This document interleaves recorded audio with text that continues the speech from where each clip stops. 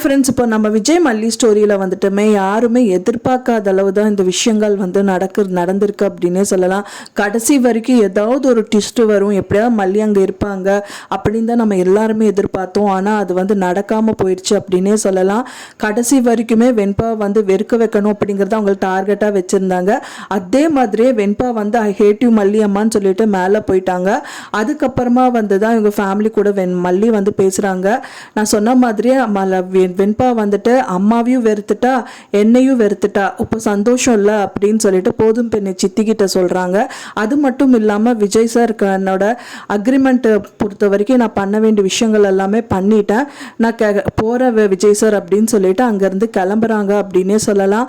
என்னதான் அவங்க அங்கேருந்து கிளம்புனாலும் கூட முழு மனசோடு அங்கே கிளம்புறது கிடையாது. திரும்பி விஜயை வந்து பார்த்துட்டு அந்த அழுதுட்டு தான் அங்கேருந்து கிளம்புறாங்க.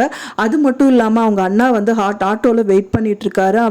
மல்லிகா வெயிட் பண்ணிட்டு இருக்காரு. மல்லியும் வராங்க. அண்ணா வாங்கண்ணா போகலாம் அப்படிங்கிற மாதிரி அவங்க பேக்கையும் கொண்டு வந்து நிற்கிறாங்க.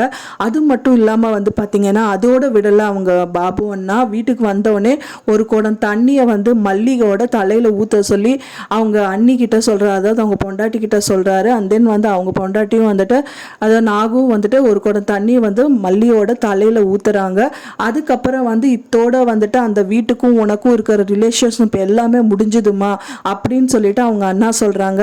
ஸோ இதில் யாருமே வந்து எதிர்பார்க்கல ஏதாவது ஒரு ட்விஸ்ட்டு வரும், எப்படியா விஜயோட மனசு மாறும், குழந்தை வந்து ஹர்ட் பண்ண மாட்டாங்க அந்த மாதிரியெல்லாம் நம்ம நினச்சோம். ஸோ அதுக்கு ஆப்போசிட்டாக நடந்துருச்சு அப்படின்னே சொல்லலாம்.